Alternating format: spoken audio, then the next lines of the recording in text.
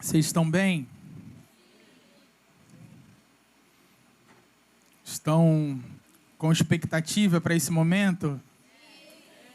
Eu creio que o Senhor ele deseja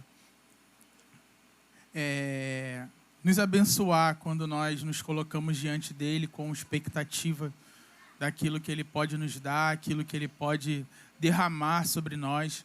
Então é importante que nesses momentos de culto, né, nesses momentos de reunião, a gente sempre venha para esse lugar com expectativas daquilo que o Senhor pode fazer na nossa vida, no nosso meio, na nossa comunidade, né, que seja um tempo, de fato, onde sejamos afetados pela glória de Deus e transformados, porque esse é o propósito do Senhor.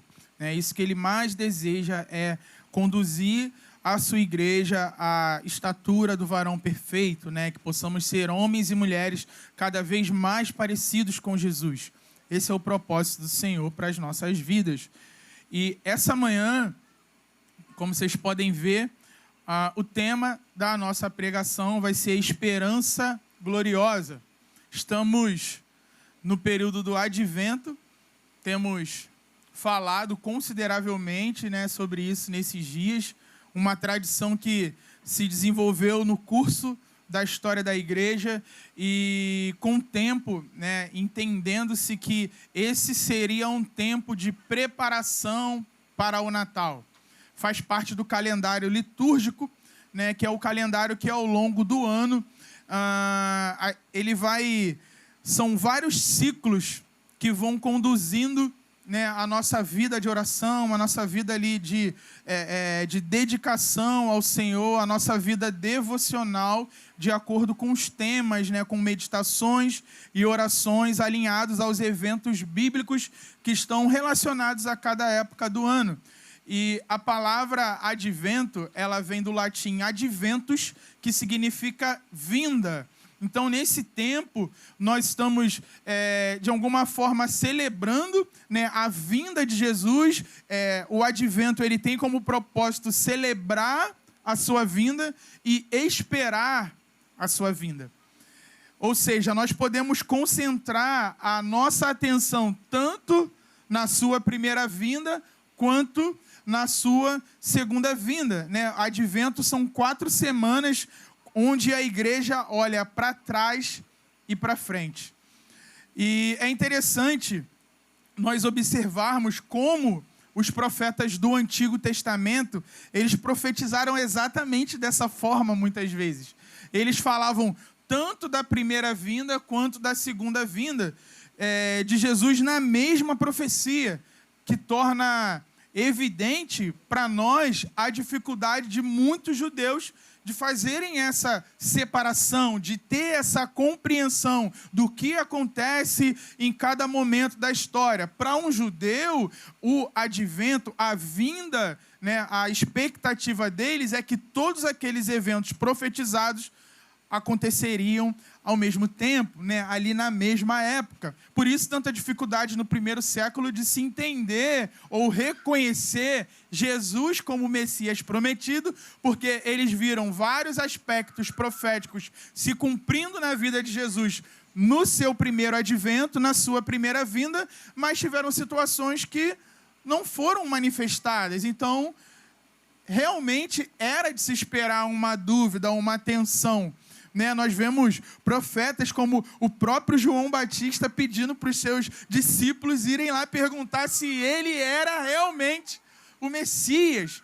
Né? Então imagine para um judeu a dificuldade que era de conceber essa ideia, né, de que ele estaria cumprindo sim profecias, mas não na sua totalidade. E para nós que já cremos em Jesus, fica mais fácil compreender e destacar as profecias relacionadas à sua primeira vinda. Né? Hoje a gente pode olhar para o Antigo Testamento e ver, não, isso já se cumpriu, isso se cumpriu, isso se cumpriu, e outras que ainda vão se cumprir. Né? Então, o advento é algo onde é um tempo onde nós precisamos celebrar a vinda de Jesus. Então, nós vamos meditar essa manhã, fechando o nosso ano, em uma das grandes profecias do Antigo Testamento sobre a vinda de Jesus compartilhada pelo profeta Isaías. Esse profeta que viveu em Jerusalém na segunda metade do período do reino em Israel. Isaías, ele falou em nome de Deus para os reinos de Jerusalém e de Judá, ou seja, para o reino sul, né, para o reino do sul de Israel. E a mensagem inicial do livro de Isaías é o julgamento de Deus. Isaías, ele inicia o seu livro falando sobre esse assunto. Resumidamente, o seu recado é: a rebelião dos seus líderes terá um custo. Deus não quebrará sua aliança, mas disciplinará o seu povo por causa da sua idolatria e por causa da sua opressão aos pobres. Então Isaías, ele vem com esse papel profético de exortar o povo a respeito dos julgamentos de Deus. Mas é importante nós compreendermos que, como Deus é um Deus que não quebra aliança, que ele não volta atrás com as suas promessas, então, acompanhando a mensagem de julgamento, também tem uma mensagem de esperança. Então, nós vamos identificar na profecia de Isaías, sempre paralelamente caminhando juntos ali, julgamento e esperança. Vocês estão comigo, gente? Então, observem como a profecia de Isaías, que nós vamos tratar hoje, ela é formulada verbalmente no tempo passado, né? O futuro, que é a profecia, vai ser narrado por Isaías como algo que já aconteceu. Isaías capítulo 9, versículos 1 ao 7, é a porção das Escrituras que nós vamos meditar essa manhã. Então, quem tiver com a sua Bíblia, por favor, Isaías 9, a partir do versículo 1.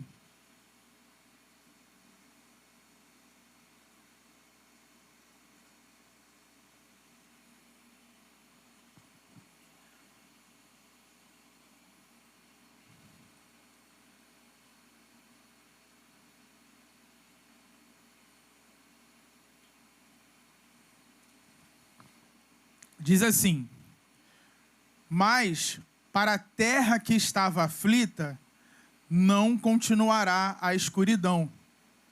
Deus, nos primeiros tempos, tornou desprezível a terra de Zebulon e a terra de Naftali.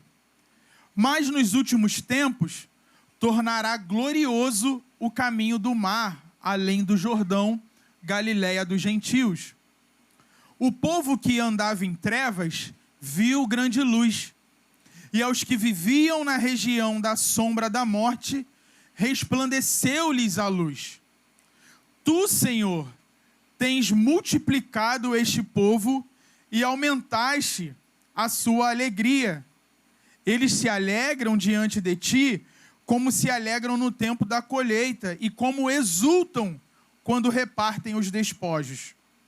Porque tu quebraste o jugo que pesava sobre eles, a vara que lhes feria os ombros e o cetro do seu opressor, como no dia da vitória sobre os midianitas. Porque toda bota com que o guerreiro anda no tumulto da batalha e toda roupa revolvida em sangue serão queimadas, servirão de pasto ao fogo. Porque um menino nos nasceu, um filho se nos deu.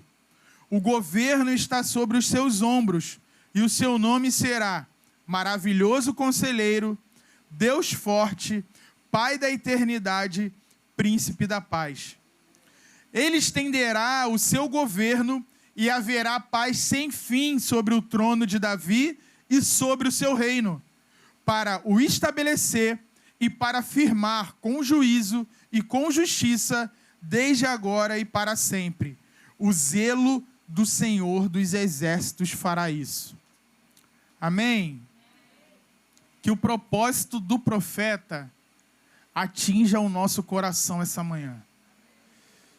Que o nosso coração seja preenchido com essa esperança gloriosa. O profeta, ele está dizendo: esperem por isso, porque Deus certamente já o fez. Naqueles dias, Antes do cumprimento dessas palavras, ele já estava declarando: Deus já fez isso. No contexto dessas profecias, conforme nós já falamos, vai estar sempre esse contraste de julgamento e esperança. Então, antes de liberar essas palavras que nós encontramos aqui no início do capítulo 9, lá no finalzinho do capítulo 8, Isaías 8, 22, ele diz assim: olharão para a terra e eis aí angústia, escuridão e sombras de ansiedade, e serão lançados em densas trevas. Então Isaías, ele está profetizando sobre o julgamento de Deus contra os opressores. Vocês prestaram atenção nisso? Ele está declarando, ele está profetizando palavras de julgamento. Isaías, ele faz coro com o que ele já tinha profetizado no capítulo 5, por exemplo. Isaías 5:30, que fala assim: naquele dia, o bramido contra eles será como o bramido do mar. Se alguém olhar para a terra, eis que só verá trevas e angústia. A luz escurecerá em densas nuvens. Então, em contraposição com essas terríveis declarações do que virá sobre o povo, Isaías começa a falar o que nós acabamos de ler aqui no capítulo 9. Então, olhe as primeiras declarações de Isaías no versículo 1 desse capítulo 9. Olha a primeira palavrinha que ele declara aí, ó. Mas. Quando você vê um mais, assim, você pode marcar na sua Bíblia assim: alguma coisa está mudando. Deus está comunicando que, cara, vai ser difícil, vai ser ruim, vai ter angústia, os opressores vão ser julgados. Mas o profeta fala assim: mas para a terra que estava aflita, não continuará a escuridão. Deus, nos primeiros tempos, tornou desprezível a terra de Zebulon e a terra de Naftali. Mas, aí mais um, ó, mas nos últimos tempos tornará glorioso o caminho do mar, além do Jordão, Galiléia dos gentios. Então perceberam? Mas o tom mudou. Estão rindo do meu mais? É porque o mais, eu não sei se é por causa do carioca, ou por causa de alguns equívocos ortográficos que nós costumamos encontrar muito, principalmente nas redes sociais. Acho que há uma necessidade de distinguir bem o mas do mais, com X no final. Né? Não é mais, é mas. Repitam comigo. Não, estou brincando. Então, Isaías, ele está dizendo, ele está falando assim: um dia essa noite terá fim. As terras que se tornaram desprezíveis nos últimos tempos, tornará glorioso o caminho do mar, além do Jordão, Galiléia dos gentios. É como Deus gosta de fazer, né? Ele gosta de pegar os lugares mais escuros, as trevas mais densas, e revelar sua luz, e revelar o seu poder. E quando ele fala assim, Galiléia dos gentios, de certa forma, já é uma citação que revela a salvação nos alcançando. Como parte da promessa de Deus, o Messias prometido é para o mundo. É isso que Isaías está dizendo. E a Galiléia é exatamente o lugar onde Cristo ele foi criado e trabalhou bastante no início do seu ministério. O que mostra que parte dessa profecia já teve seu cumprimento literal. Mateus, o Evangelho de Mateus mostra isso. Mateus 4, versículo 12 ao 16, ele fala assim: ao ouvir que João tinha sido preso, Jesus voltou para Galiléia. E deixando Nazaré, foi morar em Cafarnaum, situada à beira-mar, na região de Zebulon e Naftali. Olha aí. Isso aconteceu para se cumprir o que tinha sido dito por meio do profeta Isaías. Terra de Zebulon, terra de Naphtali, caminho do mar além do Jordão, Galiléia dos gentios. O povo que vivia em trevas viu grande luz, e aos que viviam na região e sombra da morte, resplandeceu-lhes a luz. Então, a partir do versículo 2, agora voltando lá para Isaías 9, inicia o poema, exatamente com essas palavras que nós acabamos de ler. Isaías, ele está profetizando sobre a vinda do rei em forma de música. Se você tem uma Bíblia impressa aí em mãos, você vai perceber isso na formatação do texto. Tem um recuo no parágrafo que denota uma poesia. A gente costuma ver muito isso nos Salmos. E em Isaías você vai ver que nesse trecho aí, o que ele está declarando é em forma poética. Ele está profetizando música. Ele está profetizando poesia.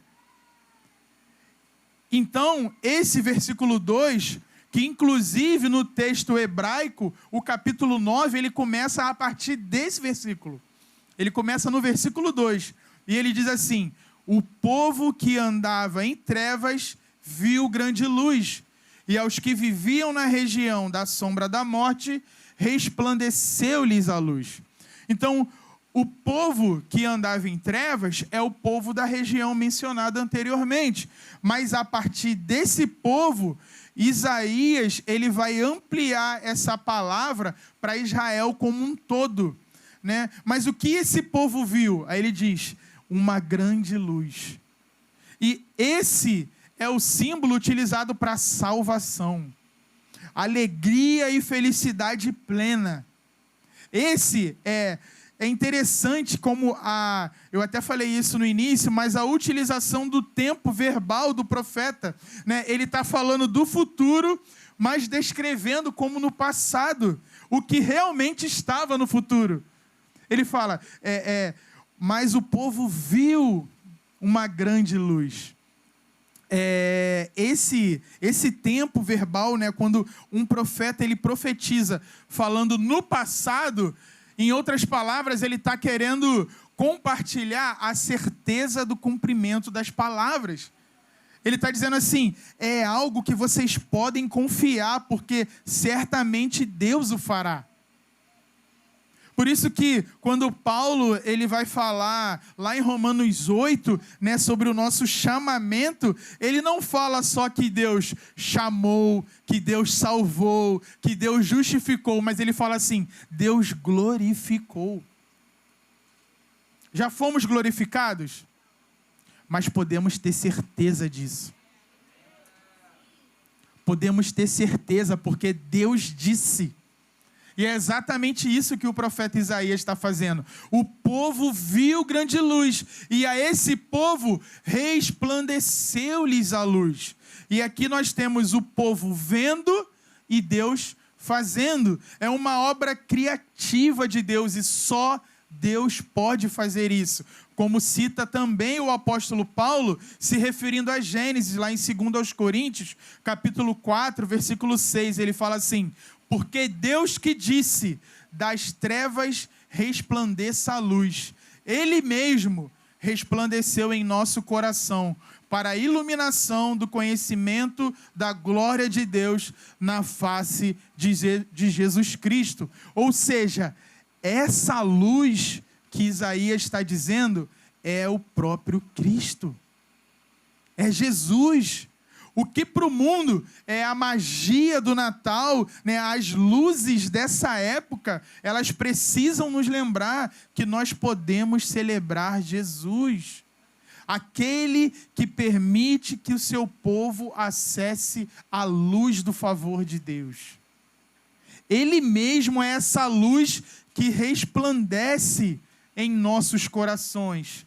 E resplandecerá um dia bem diante dos nossos olhos. É sobre esse Jesus que Isaías está profetizando. Como diz Tim Keller, Jesus veio como a luz porque somos cegos demais para encontrar o nosso próprio caminho. O mundo não pode salvar a si mesmo.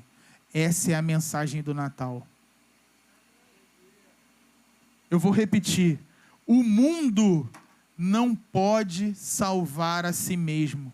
Essa é a mensagem do Natal. Por isso um menino nasceu. E dos versículos 3 ao 5, voltando lá para Isaías 9, ele vai falar um pouco mais sobre essa luz. No versículo 3 ele diz: Tu, Senhor, tens multiplicado esse povo e aumentaste a sua alegria. Eles se alegram diante de ti, como se alegram no tempo da colheita e como exultam quando repartem os despojos. Então esse versículo 3, ele certamente trata de um tempo futuro. Isaías, ele está profetizando sobre um povo que está se alegrando diante de Deus. Em várias passagens a Bíblia vai deixar isso claro. Deus gosta de alegria. Deus ama ver o seu povo celebrar. Então, como nós vimos no versículo 2, a luz resplandecendo sobre o povo de Deus, ou seja, a salvação chegando às nações, e aí no versículo 3, o povo se multiplicando e a alegria aumentando de um povo que agora está diante de Deus, ou seja, provavelmente no milênio. Ele está falando de um povo que está diante de Deus. Logo, hoje, no dia que se chama hoje, nós estamos vivendo entre os versículos 2 e 3. Nós estamos exatamente nesse momento da história. Tem um teólogo chamado J. Vernon McGee, que ele disse que o hiato entre os versículos 2 e 3 já dura 2000 anos. É o tempo que nós estamos vivendo. E em breve, nós desfrutaremos de uma vitória que nós não fizemos nada para conquistar. A salvação de Deus, ela é descrita como uma luz que inunda toda a terra. E nas Escrituras, luz está ligado à alegria. Trevas é tristeza, depressão, solidão, pouca vontade de viver. Note o índice de suicídios no norte da Europa no período do inverno, onde o dia começa às 9 horas da manhã e no máximo 4 horas da tarde já acabou o dia. Ou seja, pouca luz. A gente acha a neve bonitinha, né? Agora pergunta lá para o europeu o que ele acha depois ali dos 3 primeiros dias do inverno. Pergunta se ele gosta de neve e da escuridão do inverno.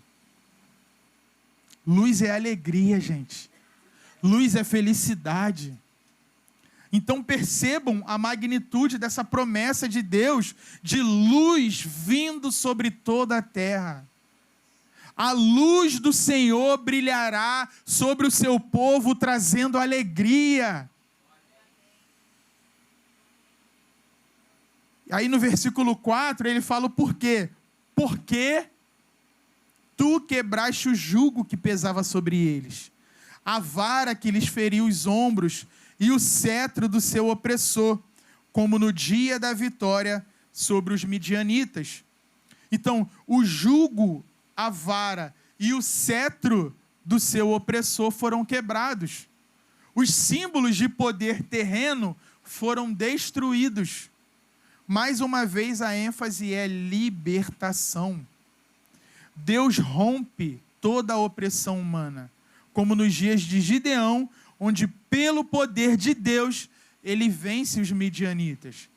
Nós precisamos, mais do que nunca, da convicção que vitórias como a de Gideão, da libertação do povo de Deus do Egito, o que isso apresenta para nós é que em Deus fraqueza é força. No momento de maior dificuldade, Deus vai salvar seu povo. E o que fica claro, né, é isso que fica muito claro no próximo versículo, como diz o profeta. No versículo 5, ele vai dizer: porque toda bota com que o guerreiro anda no tumulto da batalha, e toda roupa revolvida em sangue, serão queimadas, servirão de pasto ao fogo. Então Deus não trata a opressão com mais opressão. Ele simplesmente abole a guerra. Ele acaba com a guerra. Como diz o salmista no Salmo 46, ele faz cessar as guerras até os confins do mundo, quebra o arco, despedaça a lança, queima os carros no fogo. Aquietem-se e saibam que eu sou Deus, sou exaltado entre as nações, sou exaltado na terra. Então, voltando para a profecia, Deus está dizendo: acabou. Acabou. As vestes dos guerreiros sujas de sangue agora estão sendo queimadas. A guerra acabou e o povo nem lutou a batalha final.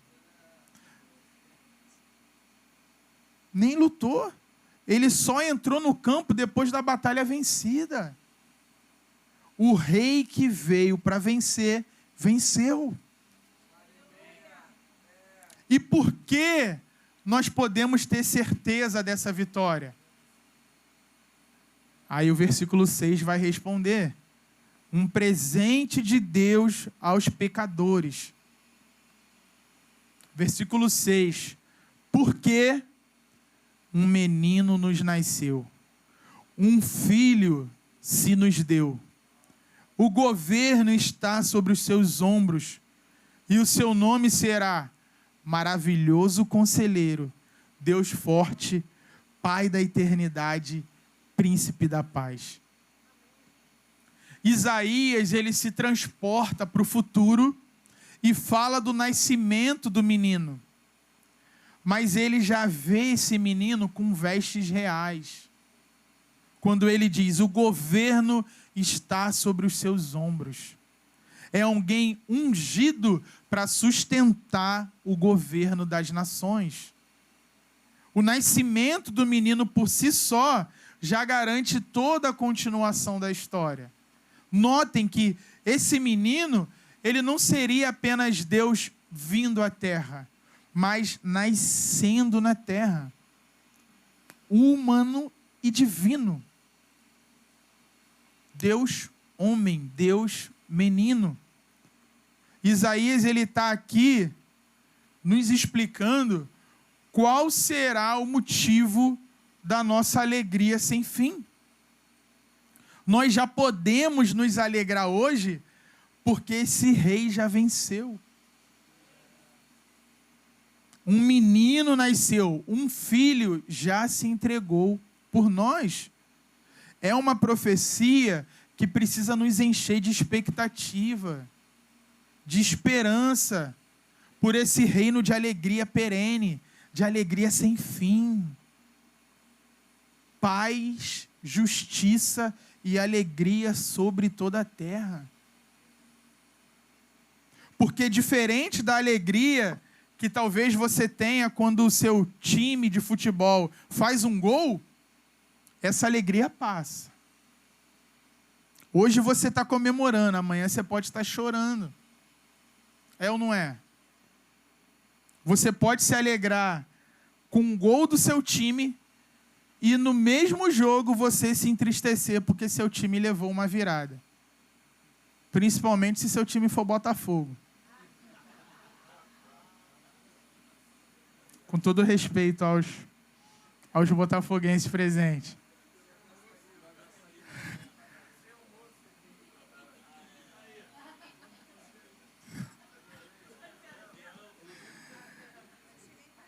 O torcedor do Botafogo sabe o que é isso, gente. Por isso, é importante que a gente entenda essa alegria. É uma alegria que não vai acabar. É diferente de qualquer outra alegria que a gente possa desfrutar nesse mundo. Porque é uma alegria de uma vitória sem fim. Não tem virada nesse jogo. Não tem. E Isaías, ele revela o nome desse rei que virá. Um rei grandioso demais para ser expresso por apenas uma palavra. Por isso ele nos apresenta 4 grandes títulos. O profeta diz que o nome do ungido será Maravilhoso conselheiro. Antigamente eu até achava que era separado, né? Talvez por causa de música, né? A música, cara, as músicas, meu Deus. A gente é muito ensinado por música, aí a música acaba, né?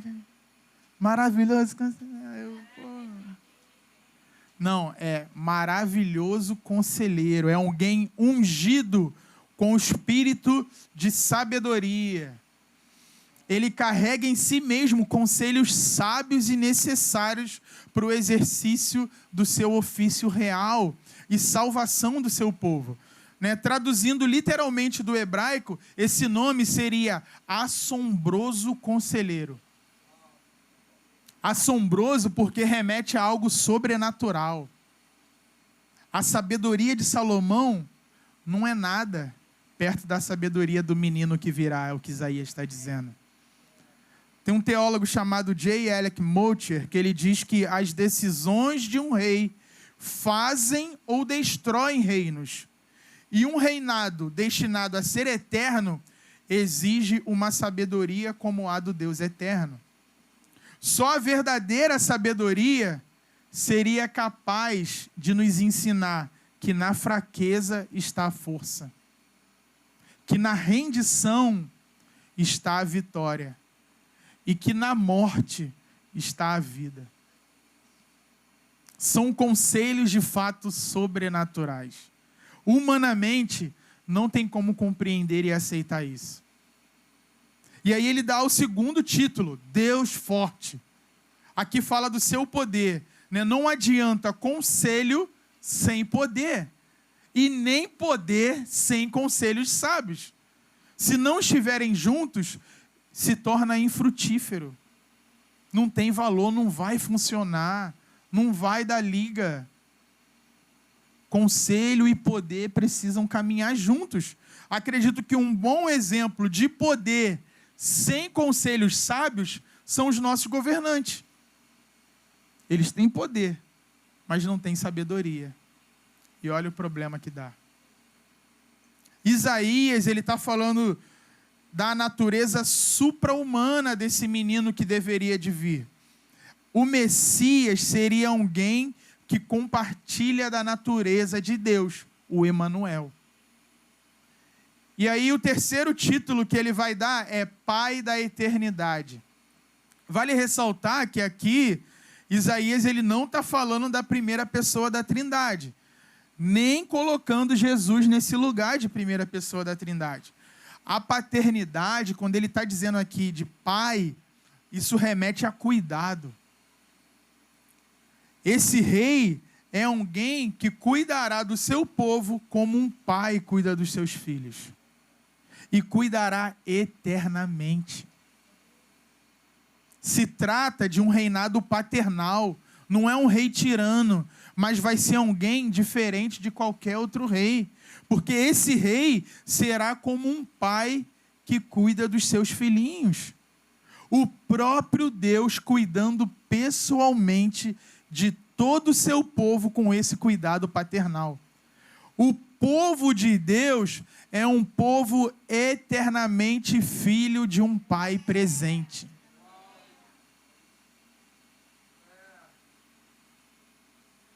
Um povo eternamente filho de um pai presente.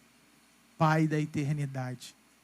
Não só porque Deus é pai na figura da Trindade, mas porque Jesus reinará nesse caráter. Ter um rei que age como um pai é ter um rei que cuida, disciplina e obtém lealdade do seu povo. Um pai que cuida, Salmo 68, versículo 5, deixa claro, fala, pai dos órfãos e juiz das viúvas é Deus em sua santa morada. Um pai que disciplina, nós podemos ver lá em Provérbios 3:12, porque o Senhor repreende a quem ama, assim como um pai repreende o filho a quem quer bem. E um pai que deseja lealdade, Malaquias 1:6 vai dizer, o filho honra o pai, e o servo respeita o seu senhor. Se eu sou o pai, onde está a minha honra? E se eu sou o Senhor, onde está o seu respeito para comigo?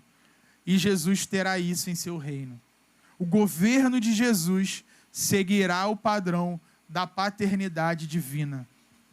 E às vezes eu fico me perguntando, será que nós realmente temos compreendido o que será viver sob a liderança de Jesus integralmente?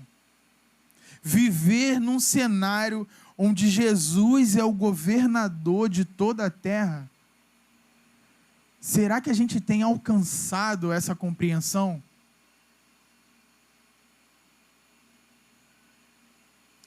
Olha o problema que é as falsas compreensões escatológicas, as falsas compreensões acerca das promessas de Deus, né? Ou a ausência dessas compreensões. Olha como torna, talvez, o futuro de muitas pessoas algo meio que sem sentido. Algo com uma ausência de propósito, sabe? Talvez se você perguntar para muitas pessoas dentro de várias igrejas hoje, cara, como você se vê no reino de Deus? Cara, a pessoa não vai saber nem o que te falar. E talvez quando ela te responder, talvez a resposta dela seja: eu imagino eu no céu para sempre, pulando nas nuvens, tocando harpa, com anjos para lá e para cá, ruas de ouro, eu andando em ruas de ouro. Vamos combinar, uma eternidade chata pra caramba. Ociosa, monótona, sabe? Repetitiva. Mas os profetas não falam isso em momento algum. Quando os profetas falam a respeito do nosso futuro, tem tanta coisa boa para a gente desfrutar. Às vezes a gente fica agitado com um noticiário, com os nossos governantes, de como a situação está difícil. Nossa, o mundo está cada dia pior. As coisas estão cada vez mais difíceis. É desemprego, é pai matando filho, filho matando pai. É isso, é aquilo. Olha quantas atrocidades, acidentes, pessoas se perdendo nas drogas, pessoas morrendo disso, morrendo daquilo. E aí, o que gera-se no coração de muitas pessoas, sabe o que é? Eu não vejo a hora de Jesus voltar e me levar daqui. Aquele sentimento assim, vai ficar todo mundo aí, eu vou para o céu, eu vou para a glória, eu vou reinar com Cristo.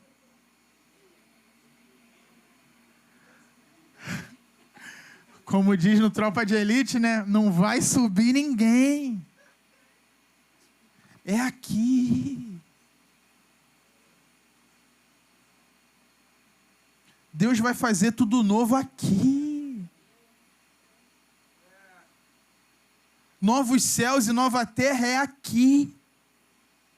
Tem trabalho pra caramba. A terra está horrível. Você quer reinar com Jesus? Você vai trabalhar na eternidade. Você vai cooperar com Jesus. Ah, Guadalupe está um caos. Jesus vem, estabelece o seu reino e nós vamos mudar essa realidade, porque Jesus vai ser o rei de toda a terra. É paz, justiça e alegria na terra. Pessoas sendo restauradas, glorificadas. Um corpo novo, uma terra nova. É assim que tudo será feito novo. E Jesus vai nos chamar para cooperar com Ele. Vamos lá. Vamos mudar essa realidade. Ninguém vai trazer o reino de Deus agora, não. Ninguém vai mudar realidade nenhuma agora, não. Vai ficar se enganando. Quem tem que vir é Jesus. Não é Bolsonaro e Lula que vai mudar o Brasil, não. É Jesus que vai mudar o Brasil. Enquanto Jesus não vier, teremos problemas. Teremos problemas. Teremos corrupção. Teremos mentira. Teremos jogo de poder. Pessoas gananciosas. Só pensando em si, em enriquecer. Governo de justiça é o governo de Jesus. Eu não estou falando para a gente abrir mão de tudo, não. Mas que tem algo maior. Tem algo superior. Não é para a gente ficar brigando por causa disso, não. É para a gente se entregar para Deus. É para a gente orar mais, jejuar mais. Entender mais quem Deus é. Se preparar para a vinda dEle. Preparar a igreja dEle. Porque quando a igreja estiver pronta, Ele vem. Então, se você quer apressar a vinda dEle, santidade e piedade. Santidade e piedade. É por isso que João Batista pregavam: arrependam-se, porque é chegado o reino de Deus. Arrependam-se, arrependam-se, arrependam-se. E essa tem que ser a nossa mensagem nesses dias. Se nós desejamos a vinda de Jesus, a nossa mensagem é: arrependam-se. Para de vagabundagem. Para de se enganar. Para de fingir ser crente. Para de ser crente só domingo na igreja. Vamos mudar a nossa vida. Vamos ser radicais. Radicais. Homens. Senhor, gera homens nesse lugar. Homens e mulheres. Homens de Deus. Homens de Deus. Homens que choram. Homens que se arrependem. Homens que não têm negócio com pecado. É isso que nós precisamos. É isso. É isso que nós precisamos nesses dias. Arrependimento. Choro, lágrimas. Para que Ele venha. Para que Ele venha. É para isso que o Senhor está nos chamando nesses dias. Acabou a brincadeira. Acabou.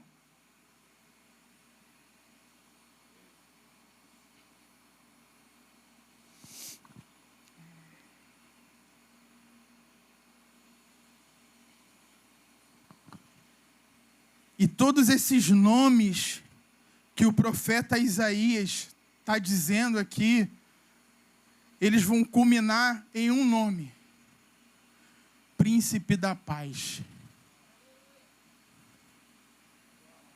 Não é uma paz que significa apenas a ausência de lutas, mas ela vai além disso. É uma paz, uma shalom, que representa a salvação de todo um povo. Bênção e felicidade. É a plena realização do favor de Deus. Miqueias também profetiza a respeito do nascimento do Messias, e ele diz algo muito parecido e que coopera com o entendimento desse estabelecimento de uma paz perene. Miqueias 5, do versículo 2 ao 5, ele fala assim: e você, Belém Efrata, que é pequena demais para figurar como o grupo de milhares de Judá, de você me sairá aquele que há de reinar em Israel, e cujas origens são desde os tempos antigos, desde os dias da eternidade. Portanto, o Senhor os entregará até o tempo em que a que está em dor estiver dado à luz. Então, o restante de seus irmãos voltará aos filhos de Israel. Ele se manterá firme e apacentará o povo na força do Senhor, na majestade do nome do Senhor, seu Deus. E eles habitarão seguros, porque agora ele será engrandecido até os confins da terra. Ele será a nossa paz. Então, é uma paz que não virá apenas sobre Israel, mas sobre toda a terra, como nós acabamos de ler aqui, é até os confins da terra. E como vemos no último versículo de hoje, o versículo 7, ele diz: ele estenderá o seu governo e haverá paz sem fim sobre o trono de Davi e sobre o seu reino, para o estabelecer e para o firmar com juízo e com justiça, desde agora e para sempre. O zelo do Senhor dos Exércitos fará isso. Então, o início desse último versículo de hoje deixa para nós evidente o caráter escatológico dessa profecia, porque ele fala assim: ele estenderá o seu governo. Vai ser um governo que vai começar em Israel, mas vai se expandir por toda a terra. E ele diz: e haverá paz sem fim sobre o trono de Davi e sobre o seu reino. Então esse governo será de uma paz que não terá fim. Estamos falando de um rei final que porá fim a todos os outros reis, a todos os outros reinos. E ele diz: para o estabelecer e para o firmar com juízo e com justiça. Não é o que mais ansiamos, gente? Um governo de justiça? Não é isso que a gente vive pedindo? Um governo justo. Nós precisamos de um governo justo. Talvez o maior problema para muitos de nós, para muitos brasileiros, é que nesse governo não vai ter jeitinho e malandragem. A gente pede governo justo, mas a gente ama um jeitinho. A gente ama, né, ser malandrex. Sabe aquela coisa errada que as pessoas fazem e fica tentando justificar como se no final das contas a culpa não fosse delas? Não paga imposto porque é tudo ladrão, pô. Eu sonego porque, além do mais, né, esses políticos aí estão só para sugar o nosso dinheiro. Se você quer um reino de justiça, não vai ter jeitinho brasileiro, não.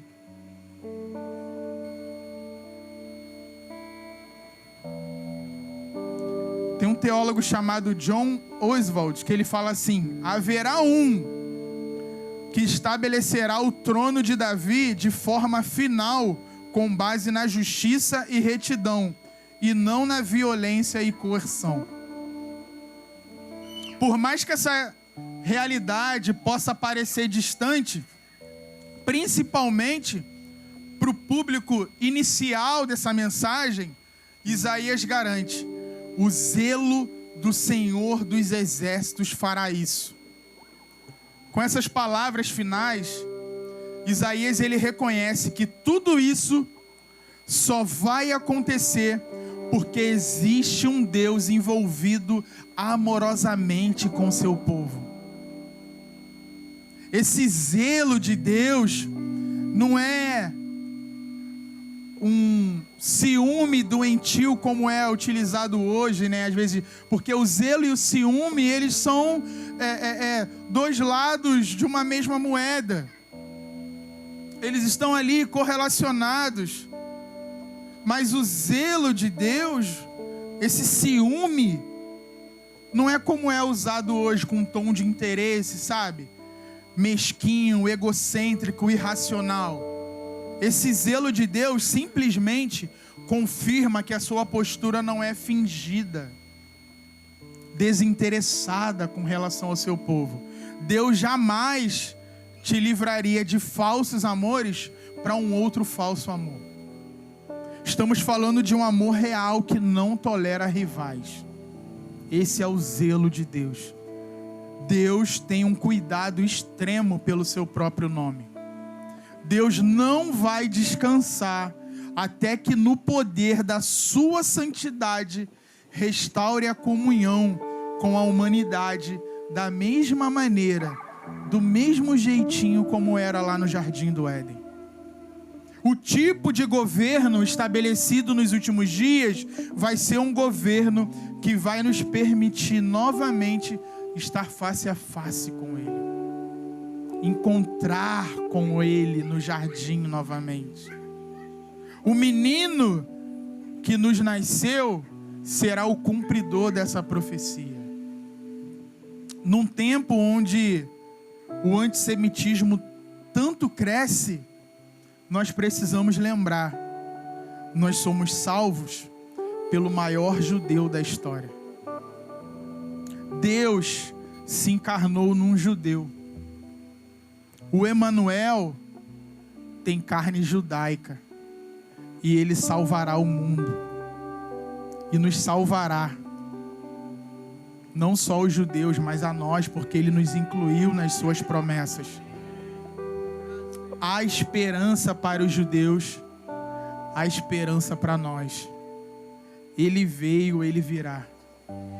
Que o nosso Natal seja marcado por adoração a esse Deus menino, ao Emanuel. Esse é um tempo marcado por celebração do nascimento do nosso Salvador. Que essas palavras possam encher o nosso coração de esperança. Jesus já venceu, está sentado no trono para cumprir o beneplácito do seu Pai. Em breve, Ele fará raiar a alvorada de um reinado de paz que abrangerá céus e terra. Para encerrar, eu queria ler Apocalipse 21, que vai dizer: E vi novo céu e nova terra, pois o primeiro céu e a primeira terra passaram, e o mar já não existe. Vi também a cidade santa, a nova Jerusalém, que descia do céu, da parte de Deus, preparada como uma noiva enfeitada para o seu noivo. Então ouvi uma voz forte que vinha do trono e dizia: Eis o tabernáculo de Deus com os seres humanos. Deus habitará com eles. Eles serão povos de Deus, e Deus mesmo estará com eles e será o Deus deles.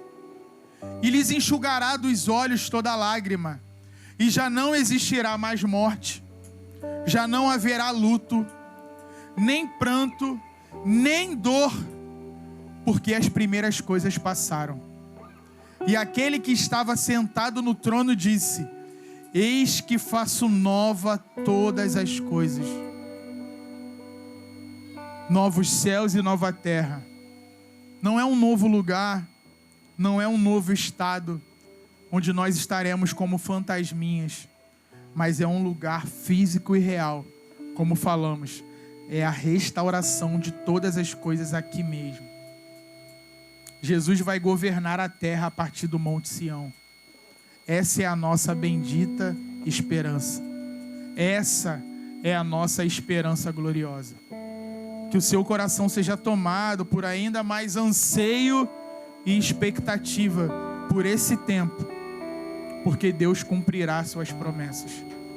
O mesmo Deus que fez um menino, Deus, nascer de uma virgem, em breve cumprirá a promessa do estabelecimento de um governo, do governo desse Deus menino sobre toda a terra. Como já falei, Ele veio, Ele virá. Amém?